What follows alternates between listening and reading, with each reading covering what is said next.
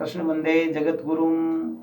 ओम त्र्यंबकं यजामहे सुगंधिं पुष्टिवर्धनम् उर्वारुकमिव वन्दनां मृत्योर्मुक्षीयमामृतात्। ओम ब्रह्मा मुरारी त्रिपुरांतकारी भानुशशि भूमिसुतो बुधश्च गुरुश्च शुक्र शनि राहु केतव सर्वग्रह शांतिकरा भवन्तु। ओम शांति शांति शांति। नमस्कार दोस्तों, मैं आपका दोस्त CS चौहान, वास्तु पेंडुलम लोसु न्यूमरोलॉजी स्पेशलिस्ट, आपको मेरे चैनल के माध्यम से कई जानकारियाँ,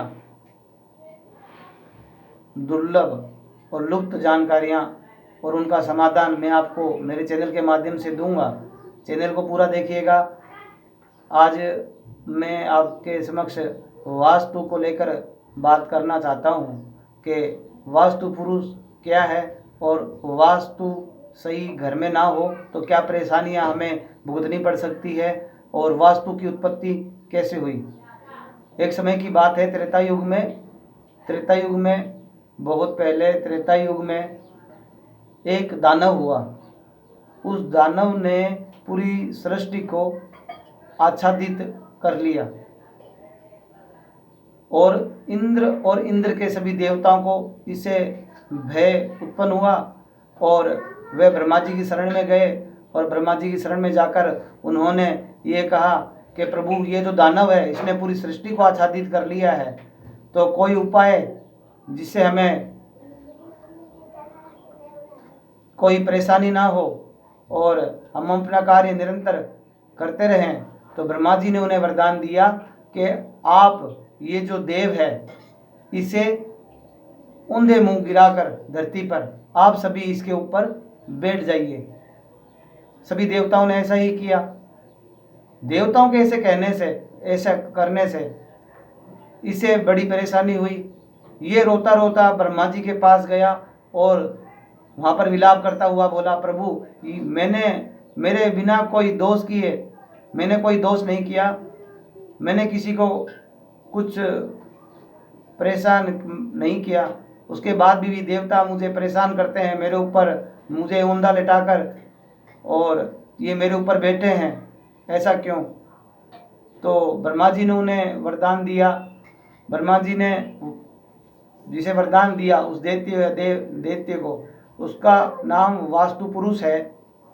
और ब्रह्मा जी ने उन्हें वरदान ये दिया कि जो भी संसार में आपके अनुरूप कार्य नहीं करेगा, मतलब के भवन निर्माण, तालाब निर्माण, बगीचा निर्माण, दुर्ग महल निर्माण, इन सब में आपके अनुरूप जो व्यवस्था उस जगह उस घर में अगर नहीं होगी तो वह अकाल मृत्यु उसे प्राप्त होगी और वह आपका भोजन होगा। ऐसा सुनकर ये वहाँ से चला गया और ये ही आगे चलकर वास्तु पुरुष कहलाया। और आपके घर में अगर वास्तु सही नहीं है तो हकीकत में आपको बहुत परेशानियां इससे संबंधित मिल सकती हैं और होती भी हैं, जिसका आपको आज तक पता नहीं है। मित्रों, वास्तु में अपने घर का जो सबसे शुद्ध कोना हम कहेंगे ईशान को, ईशान अगर आपका सही नहीं है, अगर वहाँ पर गलत निर्माण, गलत एंटी एलिमेंट वस्तुएं या गलत कलर उस स्थान में है, तो आपको ये नहीं पता कि इसके भयंकर परिणाम क्या आपको या आपके परिवार को भुगतने पड़ सकते हैं।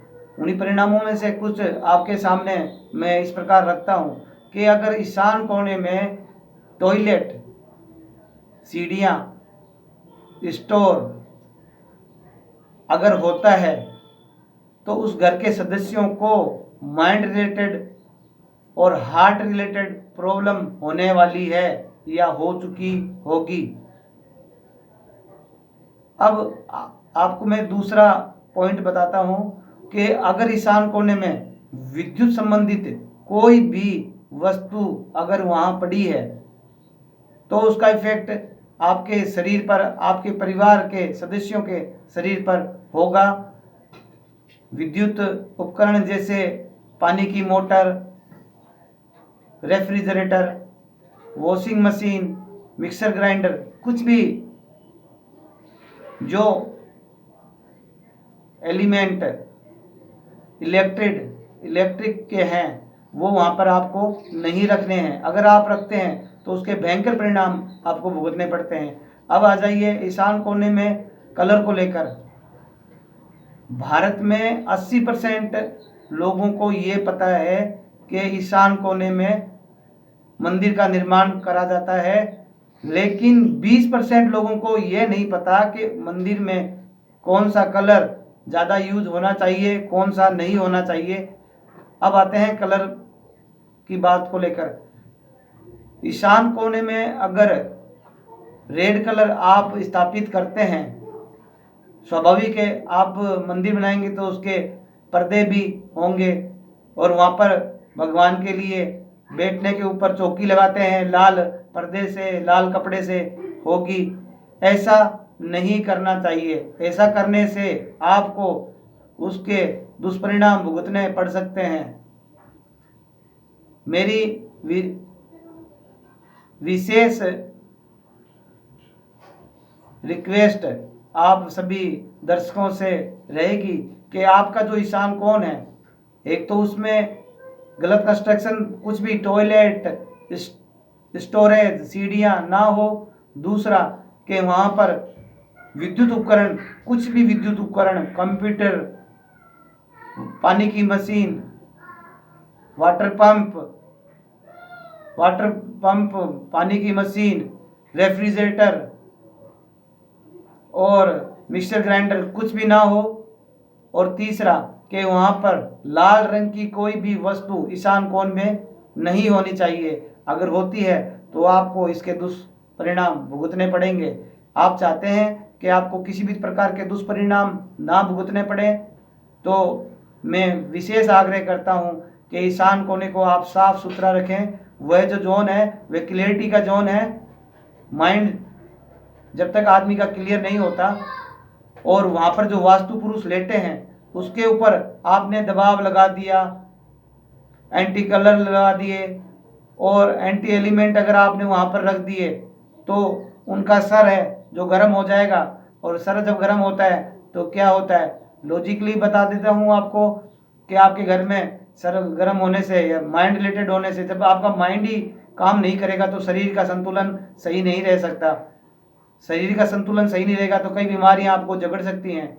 उन्हीं में से कई बीमारियां मैंने आपको पहले ही बताई थी, brain tumour, brain haemorrhage, heart related problem. ऐसी प्रॉब्लम में अधिकतर वास्तु के ईशान कोना सही नहीं होने से आपको हो सकती हैं।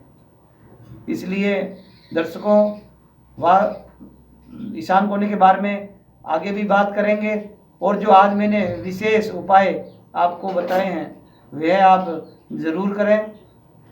और एक विशेष टिप्स मैं आपको और देना चाहूँगा कि जो अभी ये महामारी चल रही है, आप प्राणायाम, योग प्राणायाम करके इसके 80-90% परिणाम को गलत साबित कर सकते हैं। ये आपके ऊपर हावी नहीं हो सकता।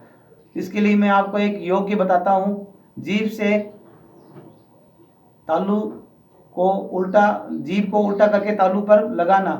तालू को जब जीभ को जब तालू पर उल्टा लगाते हैं, जो हमारे मस्तिष्क से एक अमृत धारा बहती है उल्टी, जो हमारा ये एक घंटी जैसा गले के अंदर लटकता है, इसके द्वारा वह जब निरंतर हमारे शरीर में पड़ता है, उसके पड़ने से हमारी मृत्यु, निरंतर उसके पड़ने से ही हमारी मृत्यु, हमारी आयु घटती है।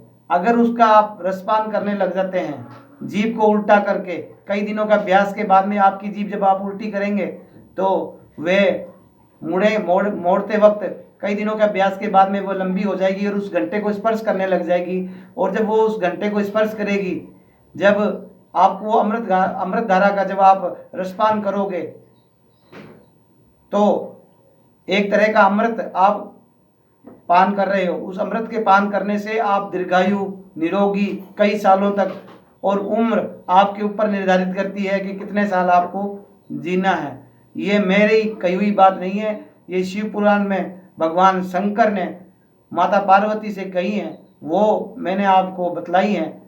विशेष उपाय करें, घर को स्वच्छ रखें, घर का ईशान कोण स्वच्छ रखें, गलत एलिमेंट, गलत निर्माण ना करें। इसी के साथ नमस्कार। आगे भी मैं आपसे और ईशान के बारे में बात करूंगा। तब तक के लिए नमस्कार।